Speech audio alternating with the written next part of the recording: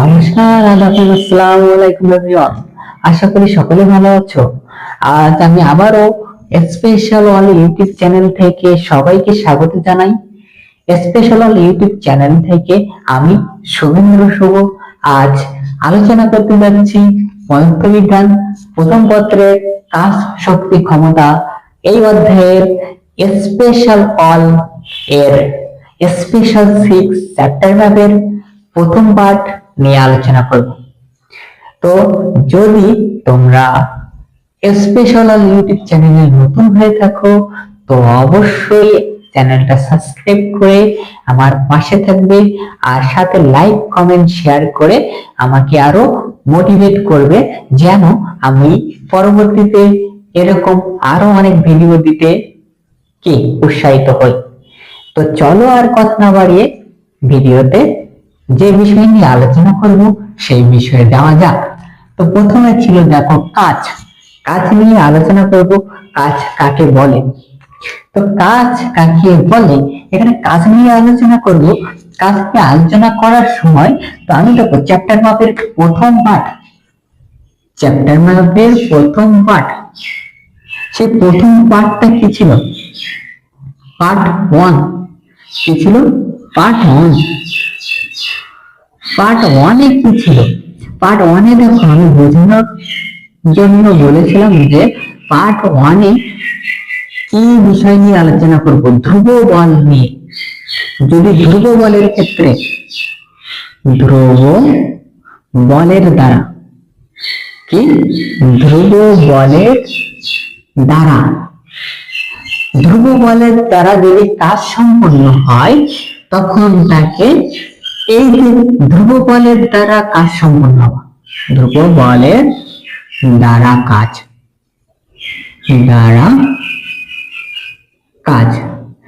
তো ধ্রুব বলের দ্বারা কাজ সম্পন্ন হবে।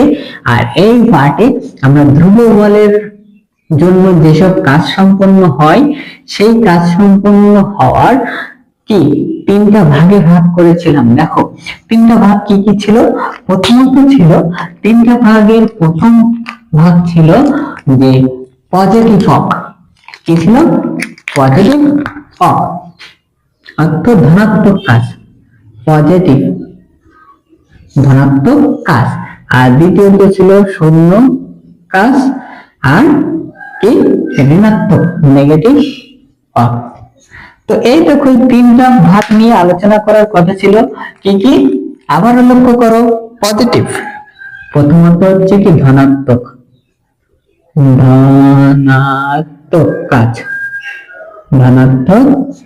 কাজ, দ্বিতীয়ত ছিল শূন্য কাজ, দ্বিতীয়ত কি শূন্য কাজ, আর তৃতীয়ত ছিল ঋণাত্মক কাজ। কি ঋণাত্মক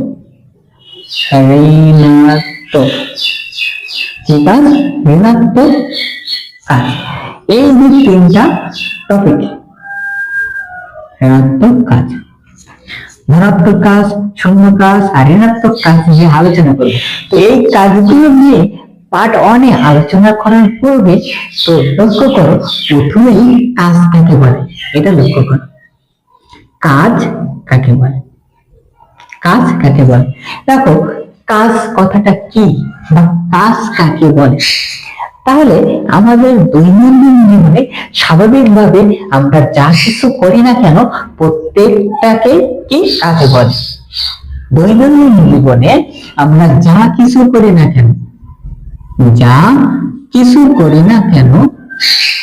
অর্থাৎ কোনো কিছু করাকে এখানে যা কিছু করি না কেন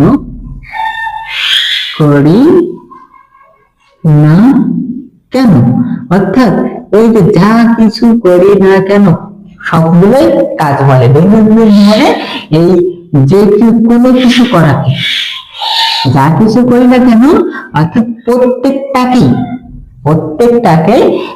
কি কাজ বলে। এটাকে এইভাবে সংজ্ঞায়িত করা যায়, কোনো কিছু করাকে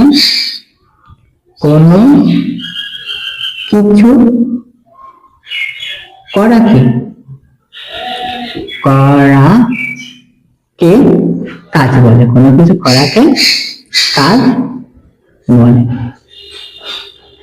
এটা ছিল প্রথম অংশ, কোনো কিছু করাকে কাজ বলে। এটাই কিন্তু ছিল দৈনন্দিন জীবনে আমরা যা কিছু করি না কেন সেই প্রত্যেকটাকে কাজ বলে। অর্থাৎ কোনো কিছু করাকে এক কথাই বলা যায় কোনো কিছু করাকে কাজ বলে। কিন্তু পদার্থবিজ্ঞানে কিন্তু এটা তা না। পদার্থবিজ্ঞানে কাজ তখনই সম্পূর্ণ হবে যখন কোনো বস্তুর উপর তুমি বল প্রয়োগ করবা, আর বল প্রয়োগের ফলে বস্তুটা কি সরণ ঘটে অর্থাৎ অবস্থান পরিবর্তন ঘটে, তখনই কেবল কাজ সম্পন্ন হবে। তো লক্ষ্য করো, এখন আমি কাজ করব। এই যে আমার হাতে যে মার্কার গুলো দেখছো না, এই মার্কার গুলো দেখো আমি এখান থেকে কাজ করব, এটা উপরের দিকে নিয়ে যাবো। আস্তে আস্তে দেখো আমি বল প্রয়োগ করে উপরের দিকে সরণ ঘটালাম। কি করলাম? এখান থেকে দেখো আস্তে আস্তে আস্তে আস্তে আমি বল প্রয়োগ করে উপরের দিকে নিয়ে যাচ্ছি। তো এখানে দেখো আমি কিন্তু কাজ সম্পন্ন করেছি। এখানে দেখো আমি বল প্রয়োগ করতেছি, নিচের দিক থেকে আমি নিচে বল প্রয়োগ করতেছি। তো যত বল প্রয়োগ করতেছি, বল কি উপরের দিকে প্রয়োগ করতেছি, এই বস্তুগুলো কি উপরের দিকে যাচ্ছে। বল উপরের দিকে প্রয়োগ করতেছি, বস্তুগুলো উপরের দিকে যাচ্ছে। তো দেখো এইটা যখনই ঘটবে, একসাথে বল প্রয়োগ থাকবে আর সরণ ঘটবে, তখনই কেবল কাজ সম্পন্ন হবে, তখনই কেবল কাজ সম্পন্ন হবে। তো এটিকে পদার্থবিজ্ঞানে এইভাবে বলা হয়, ফিজিক্সের ভাষায় এটাকে এইভাবে বলতে হয় যে বল ও বলের অভিমুখে সরণের উপাংশকে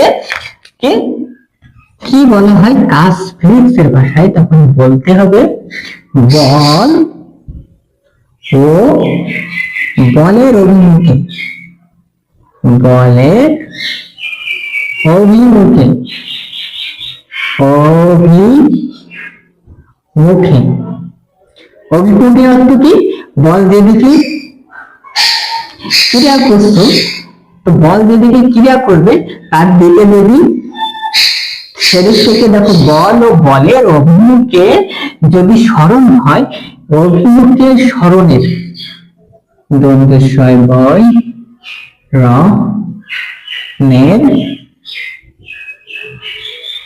বলের দিকে সরণের, এখানে সরি এখানে দন্তেশ্বয় বয় হবে না, দন্তেশ্বয় র সরণের বল ও বলের অভিমুখে সরণের উপাংশের কি হলো, উপাংশ, সরণের উপাংশের গুণফল, সরণের উপাংশের গুণফল কে কাজ বলে।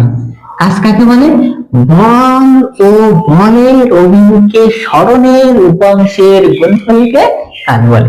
কি বললাম? বল ও বলের অভিমুখে সরণের উপাংশের গুণফলকে কাজ বলে। তো এখানে লক্ষ্য করো, বল বল কি তো বলেছিলাম। তো প্রথমত লক্ষ্য করো, আমরা ধ্রুব বল দ্বারা কাজ সম্পন্ন করব। আচ্ছা, এই ধ্রুব বল দ্বারা, ধ্রুব বলটা কি? দেখো প্রথম পাঠে আমি বলেছিলাম ধ্রুব বলের দ্বারা কাজ কি সেটা আলোচনা করব। তারপরে দেখো পার্ট 2 তে ছিল পরিবর্তনশীল বল দ্বারা কি কৃত কাজ। এটা কিন্তু তুমি চ্যাপ্টার ম্যাপে প্রথমে রেখাচ্ছ। আমি প্রথম পাঠে বোঝানোর কথা ছিল ধ্রুব বল দ্বারা কৃত কাজ, দ্বিতীয় পাঠে বোঝানোর কথা ছিল পরিবর্তনশীল বল দ্বারা কৃত কাজ। তো এইবার দেখো এই যে বল, প্রথম টপিকটা গেল কি বল, কি গেল এই যে বল নিয়ে দেখো বলটা কি। বলকে দেখো আমরা দুইটা ভাগে ভাগ করছি। প্রথমত কি ধ্রুব বল, ধ্রুব বল, ধ্রুব বল। আর এখানে দেখো ধ্রুব বল না হয়ে যদি পরিবর্তনশীল বল হয়, পরিবর্তনশীল, পরিবর্তনশীল বল হয়। ধ্রুব বল না হয়ে কি হলো, পরিবর্তনশীল বল। তো দেখো এই ধ্রুব বল কি আর পরিবর্তনশীল বল কি, এটা আগে দেখতে হবে। তারপরে লক্ষ্য করতে হবে এই যে বলের অভিমুখে, বলের অভিমুখে সরণের উপাংশ কার, সরণের উপাংশ, এই উপাংশ কথাটা দেখতে হবে। এই উপাংশ কথাটা সম্পর্কে কি বলতে চাচ্ছে, উপাংশটা কি, এটা একটু দেখতে হবে, আর এখানে বলটা একটু দেখতে হবে। তো লক্ষ্য করো, আমি প্রথমত বলেছি ধ্রুব বল, ধ্রুব বল, আর দ্বিতীয়ত বলেছি পরিবর্তনশীল বল, পরিবর্তনশীল বল। ধ্রুব বলটা কি? মনে করো একটা বস্তু আছে এখানে, একটা বস্তু আছে, এই বস্তুটাকে কি করলো, এই বস্তুটাকে তুমি বল প্রয়োগ করেছো। মনে করো এই বস্তুটাকে তুমি এফ বল প্রয়োগ করেছো, কত বল, এইদিকে এফ বল প্রয়োগ করেছো এই বস্তুর উপর। বল প্রয়োগের ফলে এই বস্তুটা সামনের দিকে চলে আসলো, এদিকে এই ভূমির উপর দিয়ে বল প্রয়োগ করলে সেই বস্তুটা আরো সামনে চলে আসলো। কোথায় আসলো? এই সামনের দিকে চলে আসলো। দেখো এই বস্তুটা এখানে ছিল এই অবস্থায়, মনে করবে এখানে এই অবস্থায় ছিল, বল প্রয়োগ করার পরে এখানে বি অবস্থানে চলে আসছে। তো দেখো কি এই অবস্থান থেকে বি অবস্থানে চলে গেছে, অর্থাৎ কি এখানে কি সরণ ঘটেছে, তাই না? তো দেখো এই যে বল, ধ্রুব বল, এফটা কখন ধ্রুব বল হবে, এফ বল কখন ধ্রুব হবে? মনে করো এখান থেকে যখন এই অবস্থায় নিয়ে এসেছি বল, মনে করবে 5 নিউটন বল দিয়ে, কত 5 নিউটন বল প্রয়োগ করেছে। আবারও দেখো এখান থেকে যখন এই অবস্থানে নিয়ে যাচ্ছি তখনও 5 নিউটন বল প্রয়োগ করেছে। আবারও যখন এই অবস্থানে নিয়ে এসেছি তখনও 5 নিউটন বল প্রয়োগ করতে রয়েছে। আবার এই অবস্থানে, এই অবস্থানে, এই অবস্থানে, এই অবস্থানে, এখানে, তারপরে এখানে আনতেও সেই একই রকম বল প্রয়োগ করেছি। প্রত্যেক জায়গায় কি একই রকম বল প্রয়োগ করেছি, এটাকে বলা হয় ধ্রুব বল। সব জায়গায় কি সমান বল প্রয়োগ করেছে, অর্থাৎ এই 5 নিউটন, এই বলটা দেখো ফিক্স করে দিয়েছি, কত 5 নিউটন। এই 5 নিউটন বল দ্বারা আমি কাজটা কমপ্লিট করেছি, এটাকে বলা হয় ধ্রুব বল, ধ্রুব বল। কিন্তু পরিবর্তনশীল বল কেমন? দেখো এই পরিবর্তনশীল বলটা কেমন, পরিবর্তনশীল বল তখনই হবে, এই যে পরিবর্তনশীল বল, এই পরিবর্তনশীল বল তখনই হবে যখন সময় যত বাড়বে বলের মান তত চেঞ্জ হবে। প্রতি মুহূর্তে যখন বলের মান চেঞ্জ হবে তাকে বলে পরিবর্তনশীল বল। কি বললাম? প্রতি মুহূর্তে, প্রতি মুহূর্তে বলের মান যদি চেঞ্জ হয়, বলের মান যদি চেঞ্জ হয়, মান যদি চেঞ্জ হয়, প্রতি মুহূর্তে যদি বলের মান চেঞ্জ হতে থাকে তখন তাকে বলা হয় পরিবর্তনশীল বল। মনে করো এই অবস্থানে আমি বল প্রয়োগ করেছি 5 নিউটন, যখন এই অবস্থানে এসেছি তখন কি 6 নিউটন বল প্রয়োগ করেছি। যখন এই অবস্থানে আসছি, মনে করো যেখানে 8 নিউটন বল প্রয়োগ করেছি, এই অবস্থানে যখন আসছি দেখো 10 নিউটন বল প্রয়োগ করেছি, এই অবস্থানে যখন আসছি দেখো কি 12 নিউটন বল প্রয়োগ করেছি। যখন এই অবস্থানে আসছি মনে করো যে 14 নিউটন বল প্রয়োগ করেছি। প্রতি মুহূর্তে দেখো এখানে প্রতি মুহূর্তে বল কিন্তু চেঞ্জ হচ্ছে, প্রতি মুহূর্তে বল কিন্তু চেঞ্জ হচ্ছে। যখন প্রতি মুহূর্তে বলের চেঞ্জ করতেছি, প্রতি মুহূর্তে দেখো বল বৃদ্ধি করতেছি, বা প্রতি মুহূর্তে কিন্তু বল কম করতে পারি বা বল বৃদ্ধি করতে পারি। তো দেখো এই প্রতি মুহূর্তে যখন বল বাড়িয়ে দিচ্ছি, দ্রুত বল বাড়িয়ে দিচ্ছি, এরকম মানে তুমি বস্তুটা যাচ্ছে আরো দ্রুত, যত দ্রুত তুমি বল বৃদ্ধি করবে প্রতি মুহূর্তে যদি বলের মান চেঞ্জ হতে থাকে তখন তাকে বলা হয় পরিবর্তনশীল বল। ক্লিয়ার? তো এখানে দেখো ধ্রুব বল সবসময় মান ফিক্স থাকবে, পরিবর্তনশীল বল প্রতি মুহূর্তে বলের মান চেঞ্জ হবে। এবার দেখো প্রতি মুহূর্তে বলের মান চেঞ্জ হবে, তখনই দেখো যদি এই ধ্রুব বলের ক্ষেত্রে যে বল আর বলের অভিমুখে সরণের উপাংশ, দেখো পরিবর্তনশীল বল আর ধ্রুব বল এই দুইটা কনসেপ্ট সম্পর্কে দেখো যে ধারণাটা লাভ করেছো, এই ধারণাটা লাভ করতে হবে। আর পরবর্তীতে উপাংশ সম্পর্কে জানতে হবে। উপাংশ কি? দেখো উপাংশ কাকে বলে? উপাংশ কথাটা তুমি ভেক্টর দেখবা, কোথায়? ভেক্টর অধ্যায়, ভেক্টর অধ্যায়ে উপাংশকরণ হবে। তো সেখানে দেখবা ভেক্টর অধ্যায়ে উপাংশ সম্পর্কে আলোচনা করা আছে। দেখো উপাংশ কাকে বলে?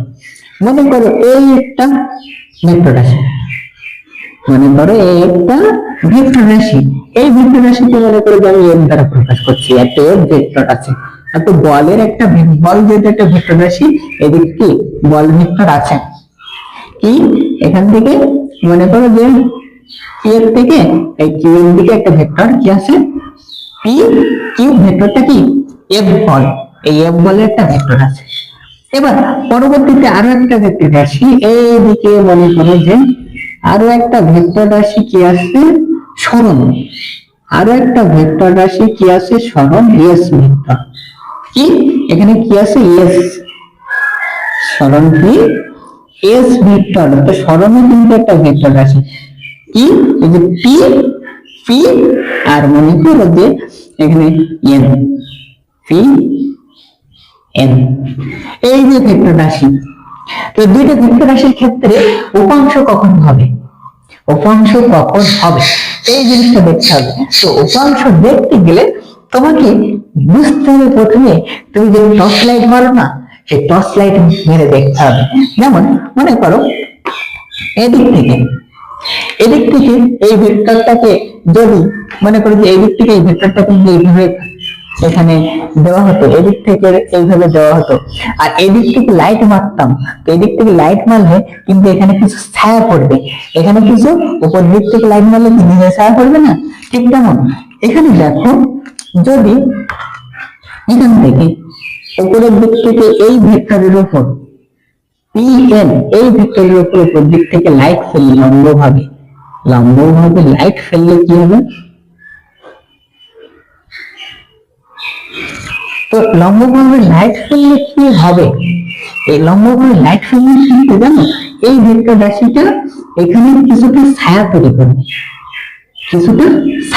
করবে, কতটা ছায়া তৈরি করবে, এই যতটুকু ছায়া তৈরি করবে এইটাকে বলা হয় উপাংশ, এটাকে কি বলে উপাংশ।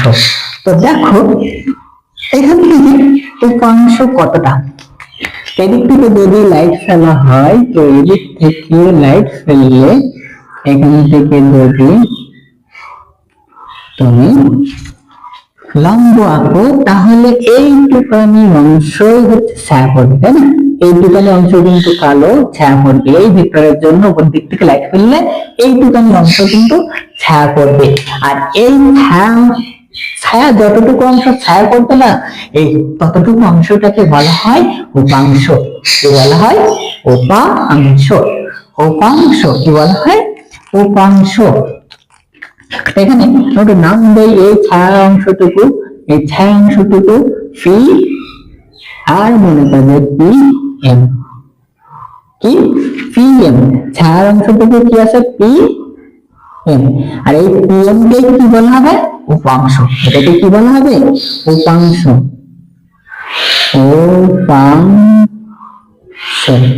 উপাংশ কেন বললাম, যদি একটা ভেক্টরের উপর অন্য ভেক্টরের উপর দিয়ে লাইট ফেলা হয় তখন যতটুকু অংশ ছায়া তৈরি করবে, সেই ছায়াযুক্ত যে যতটা অংশ থাকবে সেটাকে বলা হয় উপাংশ।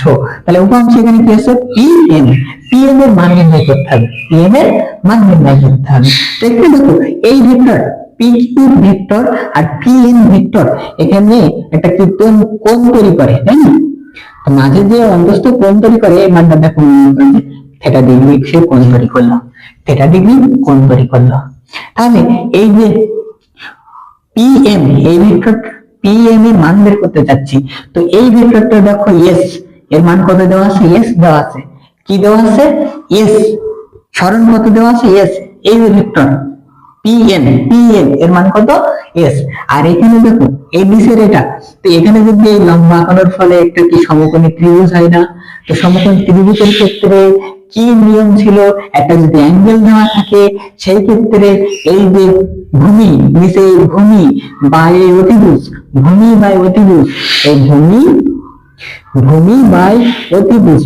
বাই অতিভুজ হচ্ছে কি পি এন, পি এন, ভূমি বাই অতিভুজ এর মান কত ছিল, ভূমি বাই অতিভুজ এটা কি সাইনের মান নাকি কজের মান, এটা কিন্তু সেই কজের মান, তাহলে এটা কিন্তু সেই কজের মান। কজের মান। তো কজ, দেখো এটা একটু মনে করে রাখতে হবে, এই যে ভূমি বাই অতিভুজ, এটা কজ কেন, এটা একটা মনে করে রাখা সুন্দর একটা থিম আছে। দেখো কবরে, খ ব রয়কার কবরে, ভূত দীর্ঘত ভূত আছে, আছে কবরে ভূত আছে। এই কবরে অর্থাৎ কি কস থেটা, অ্যাঙ্গেলের মান কস থেটা, কস থেটা বল, তাহলে কি আসে, এই যে ভূত তে ভূমি, ভূমি আর আছে, এই আছে এটা কি দিতে হবে আ, আ অর্থাৎ কি অতিভুজ, রাখতে হবে অতিভুজ, অতিভুজ। তাহলে কি হলো, কজ অ্যাঙ্গেলের মান কত, কস থেটার মান কত, ভূমি বাই অতিভুজ, ভূমি বাই অতিভুজ। তো এই যে পিএম, এই ভূমি বাই অতিভুজ, এই যে পিএন, এই মানটা ইকুয়াল কি বলা যায়, ইকুয়াল কি বলা যাবে, বলা যাবে এই মানটা কস থেটা, কস থেটা। এবার দেখো আমি শুধু এখানে উপাংশ অর্থাৎ পিএম এর মান বের করতে বলছি। তো উপাংশ পি এম কি আসলো, পিএম ইকুয়াল, এখানে উপাংশ পিএম ইকুয়াল কি আসে, এই যে পিএন এখানে নিচে ছিল, ভাগ ছিল, এটা বিশেষ গুণ হয়ে গেল পিএন কস থেটা। দেখেন দেখো পিএন এর মান কত ছিল, পিএন, পিএন এই যে পিএন এটা কি ছিল, এস এর মান ছিল, তো এই যে এস কস, কস থেটা, এর অংশ কি S cos theta, S cos theta. এবার দেখো এটা কিন্তু এই যে কি ভেক্টর, বল ভেক্টরের উপর এই এস এর কি উপাংশ, এস এর এই যে সরণের উপাংশ। আবার দেখো এটাকে যদি আমি এইভাবে লিখি, সরণের উপর, সরণের উপর যদি এই যে বল, বলের উপাংশ হয়, তখন কি লিখতে হবে, এফ যার উপাংশ হবে সেটা আগে আসবে আর তার সাথে কস থেটা। যেমন এখানে সরণের উপাংশ ছিল, তো সরণ আগে আসবে কস থেটা, এখানে বলের উপাংশ চেয়েছি এফ কস থেটা। তো এইটাকে কিন্তু পরবর্তীতে আমি এইভাবেও লিখতে পারি, W equal F cos theta dot কি গুণ এস। তো তুমি এটাকে এইভাবে লেখো, এই যে এফ এস কস থেটা দাও আর এফ কস থেটা এস দাও, দুইটাই কিন্তু সঠিক, দুইটাই কি সঠিক।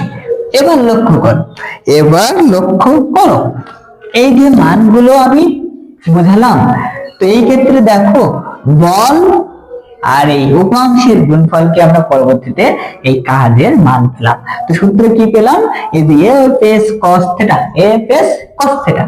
আচ্ছা, তো এতক্ষণ যেটা বুঝলে এটাই কি কাজের মান। এবার দেখো আমি ধনাত্মক কাজ, ঋণাত্মক কাজ আর শূন্য কাজ নিয়ে আলোচনা করব।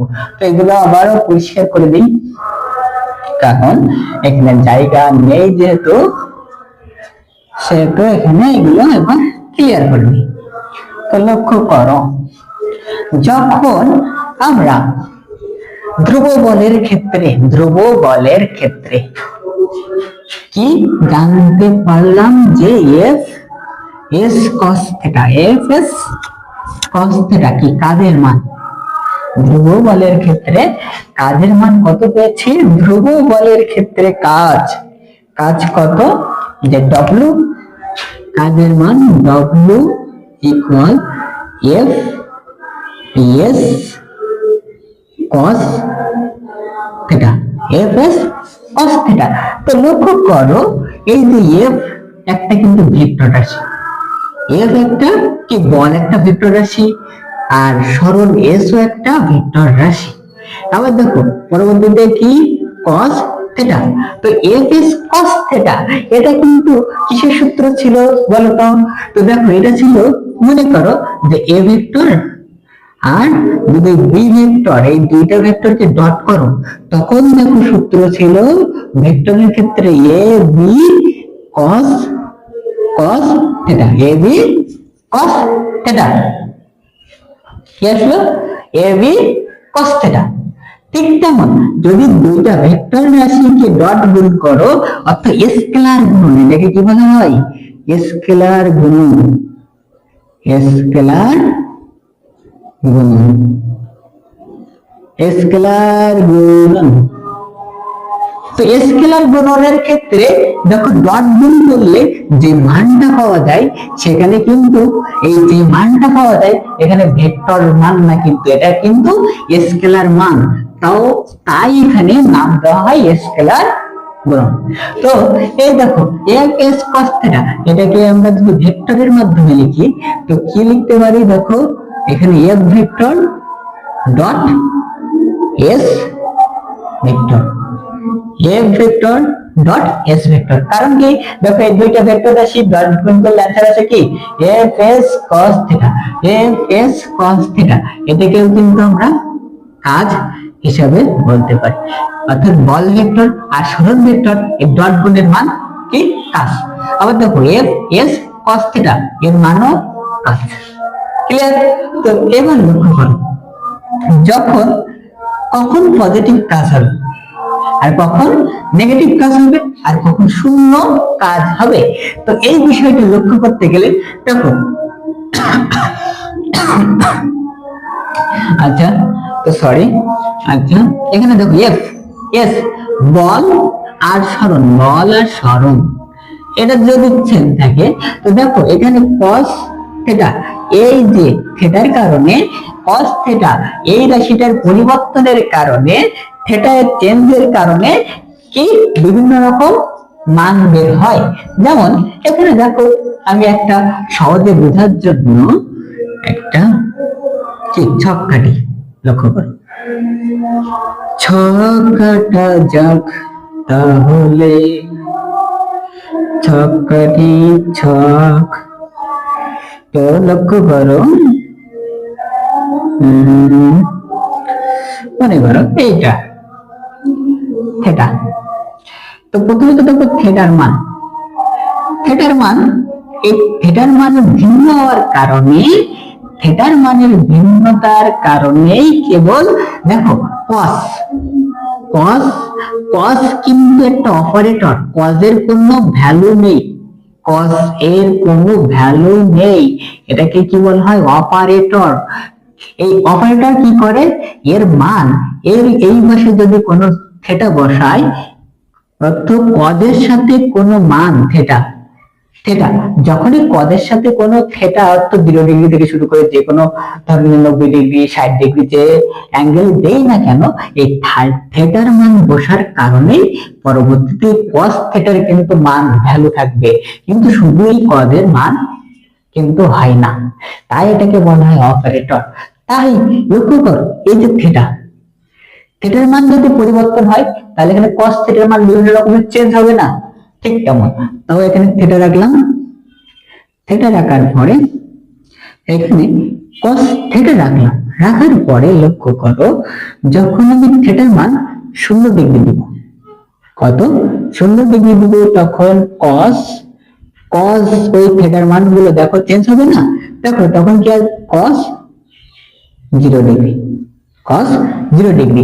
এবার দেখো যখন মনে করো 0 degree 60 degree 30 degree 40 degree 60 90 degree, তো 90 ডিগ্রি আগে মনে করো যে 89 ডিগ্রি পর্যন্ত, 89 ডিগ্রি পর্যন্ত যদি বের করো তো 89 ডিগ্রি এর ক্ষেত্রে দেখো cos 89 ডিগ্রির ক্ষেত্রে কত মান বের হবে সেই মানগুলো এখানে লিখবো, সেই মানগুলো রেজাল্ট গুলো সেই ভ্যালু গুলো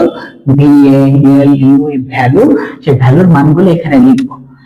তো লক্ষ্য করো এই ভ্যালু গুলো এখানে লিখবো, লেখার পরে আমি পরবর্তীতে বোঝাবো কেন এগুলো করতেছি। দেখো থিটার মান যখন 0 ইনপুট করেছি, থিটার মান যখন এখানে 0 ইনপুট করেছি তখন cos 0 ডিগ্রির মান কত আসে। এবার দেখো থিটার মান যখন কি 89 ইনপুট করেছি তখন তার ভ্যালু কি হবে? থিটার মান যখন 90, থিটার মান যখন 90 ডিগ্রি দিবা তখন কি হবে? cos 90 ডিগ্রি, cos 90 ডিগ্রি এর ক্ষেত্রে কি ভ্যালু আসবে? মান আসবে। আবার দেখো cos 90 আছে, এবার 90 থেকে বেশি 90 এর থেকে বেশি কিছু মান নাও। লক্ষ্য করো 90 এর থেকে বেশি মনে করো 91 ডিগ্রি নেই, কি 91 ডিগ্রি, তাহলে কি আসবে cos 91 ডিগ্রি, cos 91 ডিগ্রি। তারপর পরবর্তীতে কত 180, 180 ডিগ্রি, তখন কি হবে cos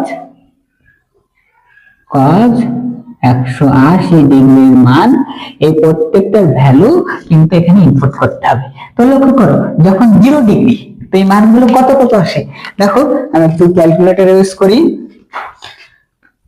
cos 0 এর মান আসে 1, cos 0 এর মান 1, আর cos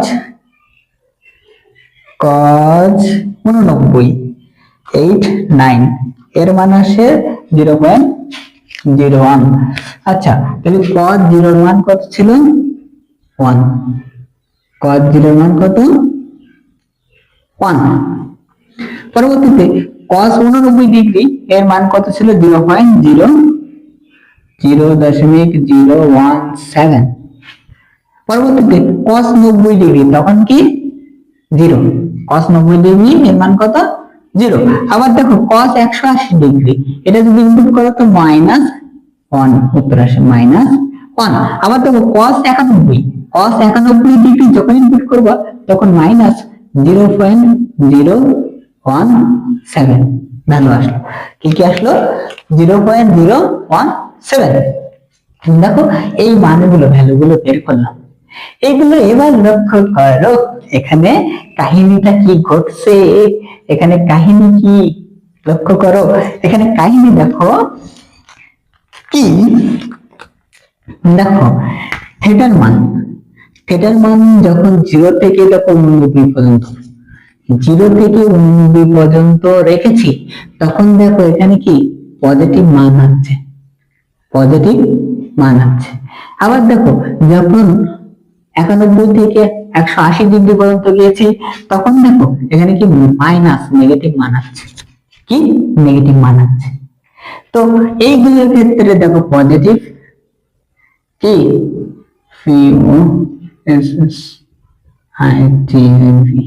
পজিটিভ ভ্যালু আছে, এগুলো কি ধনাত্মক মান আসতেছে, পজিটিভ মান আসতেছে। আবার দেখো এদিকে কি নেগেটিভ, নেগেটিভ ভ্যালু আসতেছে, নেগেটিভ কি মান আসতেছে, নেগেটিভ ভ্যালু। তো এই রেঞ্জের ক্ষেত্রে দেখো এগুলো কি নেগেটিভ, এইগুলো কি পজিটিভ। আর মাঝের এই যে 90 ডিগ্রি, এখানে একটা ফিক্স একটা মান আসতেছে, সেই মানটা কত 0, এটা কিন্তু একটা ফিক্স একটা মান, ফিক্স 0 কিন্তু ধনাত্মক নাকি ঋণাত্মক, এটা কিন্তু ধনাত্মক না ঋণাত্মক না।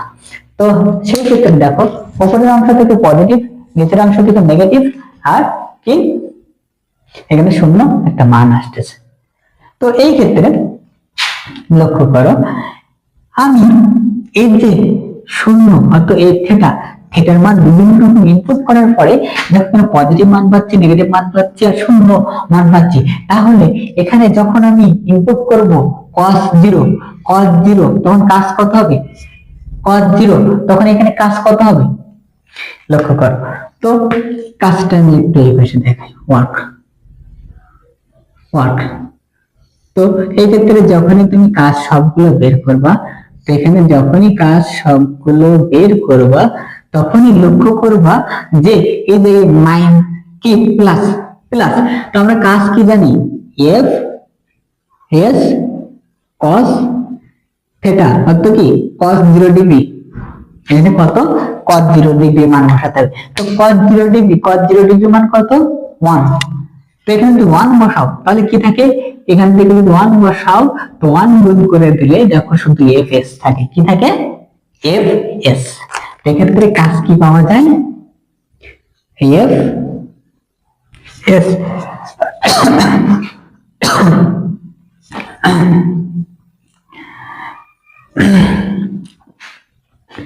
আচ্ছা সরি একটু কাশি লাগতেছে।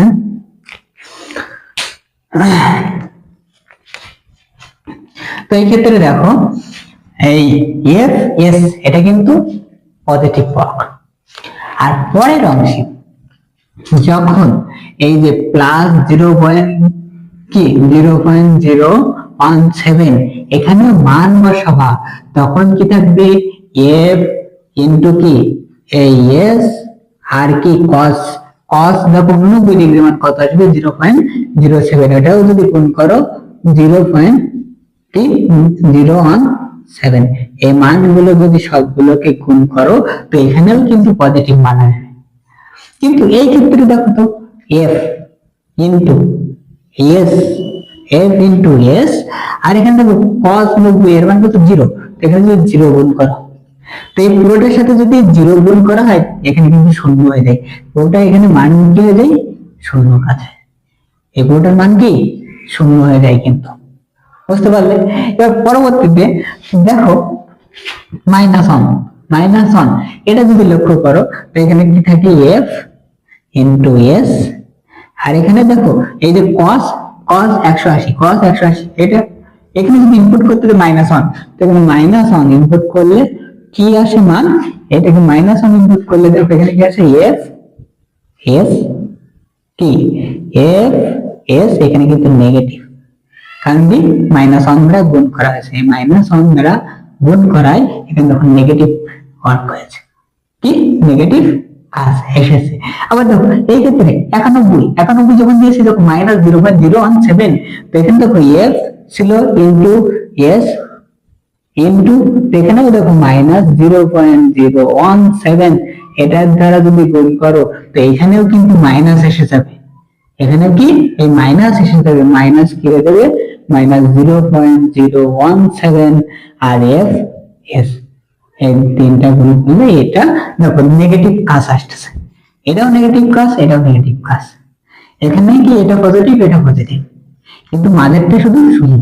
তো এই দেখো এই যে সত্য আরোপ করেছি কোথায়, সত্য আরোপ করেছি থেটার উপর, এই থেটার উপর সত্য আরোপ করলে কখন পজিটিভ কখন নেগেটিভ কখন শূন্য এই ধারণাটা তুমি পেয়েছো।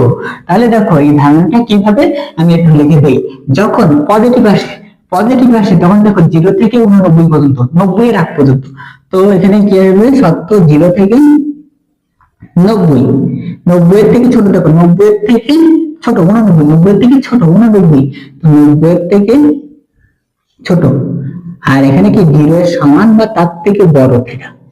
তাহলে দেখো 0 থেকে শুরু করেছিলাম, তার 0 সহ, তাহলে এখানে দেখো ইকুয়াল দিয়েছি থেটা। আবার দেখো 90 এর থেকে ছোট, তো এই মানটার কারণে সেটাকে কি বলা হয়, যখন অ্যাঙ্গেলটা হবে 90 এর থেকে ছোট আর 0 থেকে বড় তখনই কি পজিটিভ হট।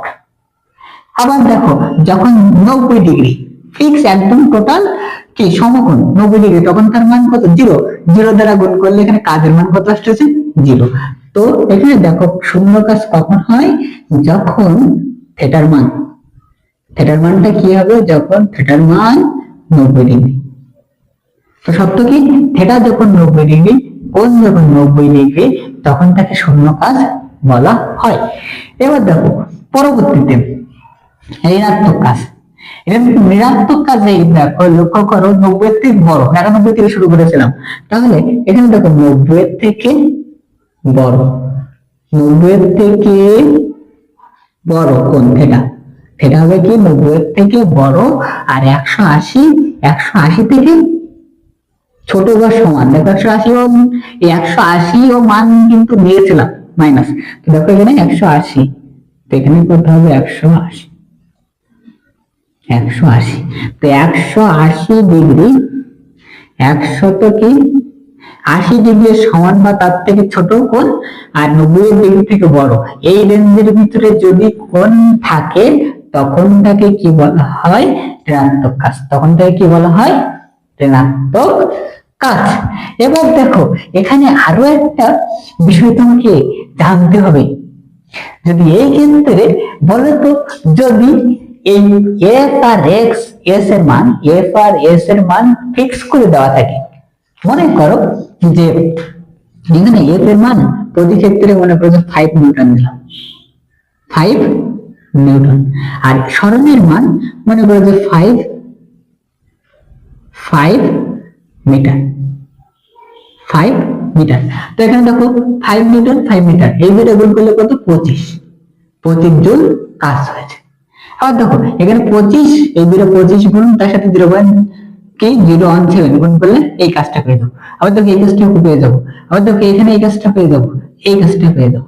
তো লক্ষ্য করো, যখন তুমি এফএস, এই এফএস যাই হোক কেন, এখানে কজের মান যখন দেখো শূন্য দিচ্ছ ডিগ্রি, থিটা যখন শূন্য দিচ্ছে তখন পজিটিভ, অর্থাৎ এখানে দেখো একটা রেঞ্জ ছিল। থিটার রেঞ্জ কি? থিটা এর সর্বোচ্চ মান হবে কি 1, cos থিটা এর সর্বোচ্চ মান হয় 1 আর সর্বনিম্ন মান হয় কি -1। cos থিটা এর সর্বোচ্চ মান হয় 1 আর সর্বনিম্ন মান হয় কি -1, এর কম হয় না। এটা কি বোঝাই দেবো? cos এর অ্যাঙ্গেল, এটা কিন্তু 9-10 এও ছিল এই বিষয়টা। তো এটা দেখো, এটাকে আমি ম্যাক্স বলেছি, ম্যাক্স হচ্ছে কি সর্বোচ্চ, আর এটা দেখো মিনিমাম, MIN মিনিমাম। তো দেখো যদি এখানে cos 0 সর্বোচ্চ হয় 1 হয়, তখন এই যে কাজটা পেয়েছি এটা কিন্তু সর্বোচ্চ কাজ পেয়েছি, এইটা কি সর্বোচ্চ কাজ পেয়েছি। তাহলে এখানে আরো একটা টপিক মনে করে রাখো, যখন যখন থিটা 0, যখন থিটা 0 তখন কি +1 এর কারণে এখানে সর্বোচ্চ কাজ পাওয়া যাবে। কাজটা কি ম্যাক্স, ম্যাক্স সর্বোচ্চ কাজ পাওয়া যাবে, তখন কি সর্বোচ্চ কাজ পাওয়া যাবে। আবার দেখো থিটার মান 180 ডিগ্রি হলে cos 180 ডিগ্রি এর মান সর্বনিম্ন হয়, অর্থাৎ 180 ডিগ্রি যখন হবে তখন মান কত? -1। সেই ক্ষেত্রে এই মানটা কিন্তু সর্বনিম্ন, এখানে কাজটা হচ্ছে মিনিমাম, এই যে w এর মানটা কিন্তু মিনিমাম, সর্বনিম্ন কি মিনিমাম। তো এই কাজটা কি হবে? মিনিমাম, আর এটা কি ম্যাক্সিমাম, ম্যাক্সিমাম অর্থাৎ কি এটা সর্বোচ্চ আর এটা কি সর্বনিম্ন। তো এই ক্ষেত্রে যদি তোমার বলে যে এফ এর মান 5 নিউটন, এস এর মান কি 5 মিটার, তাহলে সেই ক্ষেত্রে সর্বোচ্চ মান কত, তখন সর্বোচ্চ কাজটা কত, তখন তোমায় ধারণা করে নিতে হবে সর্বোচ্চ কাজ কখন হয়? যখন থিটার মান 0, অর্থাৎ cos 0 যার মান কি 1 + 1, এটা সর্বোচ্চ ছিল, সেই ক্ষেত্রে যে a আর s গুণ করে দিলেই সেখানে সর্বোচ্চ কাজ পেয়ে যাবো। ক্লিয়ার? আবার দেখো যদি তোমাকে প্রশ্ন করতো এই যে 5 নিউটন আর 5 মিটার দিয়ে বলতো যে সর্বনিম্ন কাজ কখন হবে, কখন হবে তার শর্ত সহ সেই কাজটা নির্ণয় করো, তখন বলতে হবে 180 ডিগ্রি হতে হবে শর্ত, আর সেই কারণে সেই কাজটা কত হবে? -fs, -fs।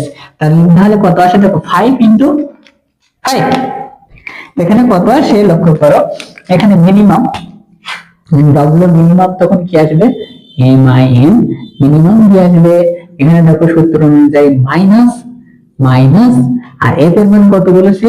5 নিউটন, তো 5 নিউটন -5, এখানে 5 নিউটন ইনটু এখানে দেখো s এর মান কত? 5 মিটার, 5। তো এটা গুণ করে দিলে হয় দেখো প্লাস মাইনাস 5 × 5 = 25 জুল। সর্বনিম্ন মান কত? সর্বনিম্ন কাজ কত? -25 জুল। আর সর্বোচ্চ মান কত? এখানে f আর x এর মান গুণ করো, তাহলে w ম্যাক্স পেয়ে যাবো। ম্যাক্স কি f এর মান কত ছিল? 5 × 5, এই যে তাই দুটো গুণ করে দিলে হয় 25, এখানে কিন্তু পজিটিভ প্লাস সর্বোচ্চ কাজ কত? পজিটিভ 25, আর নেগেটিভ কি 25 হলে সেটা সর্বনিম্ন। তো এই ক্ষেত্রে লক্ষ্য করলে কত সুন্দরভাবে মনে করে রাখতে হবে, 0 থেকে 89 পর্যন্ত, 90 এর আগ পর্যন্ত যে কোণগুলো হবে সেই ক্ষেত্রে ধনাত্মক কাজ, আর যদি থিটার মান 90 ডিগ্রি হয় তখন কি শূন্য কাজ, আর যদি থিটার মান 180 ডিগ্রি থেকে কম বা 180 ডিগ্রি সমান আর 90 এর থেকে বড় হয়, স্থূল কোণের ভিতরে থাকে, তখনই কেবল কি ঋণাত্মক কাজ সম্পন্ন হয়। আর দ্বিতীয়ত বললাম, দেখো ডবল ম্যাক্স সর্বোচ্চ সব কাজ কোথায় পাওয়া যাবে, যখন 0 ডিগ্রি হবে, কি অ্যাঙ্গেল 0 ডিগ্রি হবে, সেই ক্ষেত্রে এফএস সর্বোচ্চ কাজটা কত, এফএস।